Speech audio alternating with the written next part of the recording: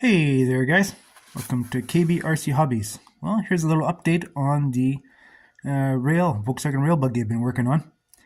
And yeah, I'm just putting the finishing touches on it.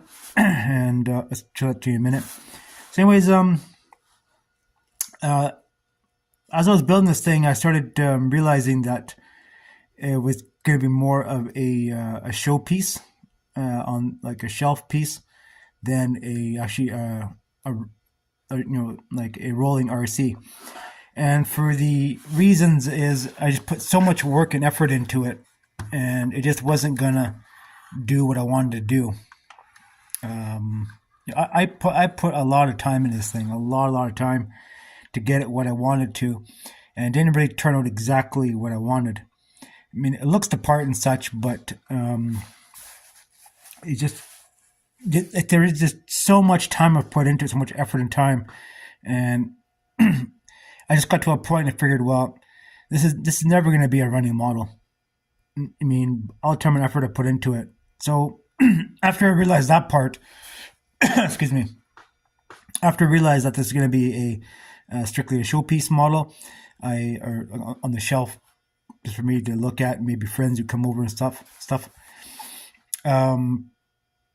I kind of realized that I'm just going to build it as just a strictly a model. But it's a 1/10 scale.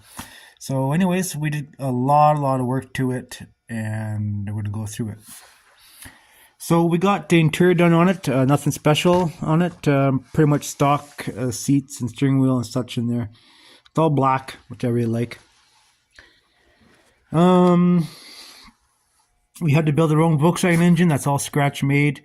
It's not particularly perfect, but I don't know if it's whether in scale or out of scale. I'm not too sure, but it might be a little bit out of scale. It might be a little bit too big for the car in general. But anyways, it is what it is. We just finished adding putting a fan belt on it, which is made out of bread bag ties, old school bread bag ties. Back in the old days, you could buy them by the bag full, and they just use them for tying your bread bags at home. So I had a damn bag of them here, and I guess my mom had bought them for some whatever reason, and I found them myself. I use those bread bag ties for the fan belt. It works pretty good for that. Yeah, so just made most of it out of scratch. The carburetor came out of a 1/9 scale model I had, made by Revell. I don't.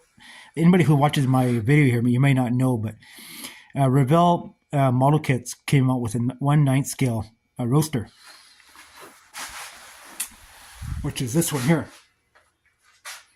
That one there and this one over there are identical. That's just a tow truck, and that one's the roaster. Anyways, that's a 1/9 scale. And this one came with either a flathead 8 or a Oldsmobile V8 engine, conventional engine. So anyways, that's where the carburetor came from. So, what else here? We made a transmission. We had a tough time finding set screws for our things that we made. There's actually a differential in there from a 1/16 scale Toyota pickup. Where is it? It's one of those. It's one of those up there, 1/16 scale. And it stuck the differential in transmission. Well, the transmission I casted. How's this thing is gonna? Here we go. He's a little bit more right. The transmission I casted out of plastic. I mean, I did it first. I made a mock-up transmission, and then I casted it out of resin and such. I made all the parts and everything for it, and I tried finding set screws and stuff like that. But anyways, I used what I had, and I did a lot of work to it. I made my own torsion plates for it, spindles in there, shafts, all custom made, battery box, fuel tank, it's all custom made and such. And But there's actually an engine in here, like an electric motor. But see my battery here a little bit. Anyways, it's in there. But I just kind of realized that I put too much time and effort into it to make it a RC buggy. So, and like I tried locating the tires I wanted for it. I have another kit there, another Tamiya kit. I don't want. I think going forward, when building RC stuff, I'm just gonna try to build it as the kit and not try to do any modifications, because it really is not worth it. You build the kit as it is. You can do a few modifications to maybe engine up, like a motor, electronic engine, like the motor from brush motor to brushless, a few little things. But doing heavy modifications is just not worth it. This one here, I did a lot of modifications to it. I had a problem with gluing the plastic because I don't know what kind of plastic it is. I'm used to gluing styrene and used to regular model glue or crazy glue, but this stuff here was a real pain in the ass to glue. I think it's ABS. It's a pain in the ass to glue. I had problems with it, and there you have it. It's not perfect, and that's fine. But we put so much work and effort into it, and I just want to look at it and enjoy it and say, "Well, I made it." I made something we had built back when in the old days. So we had Baja bugs and Volkswagen rail buggies and such back in the day, and that's how we had it. So would I have one today? Probably not.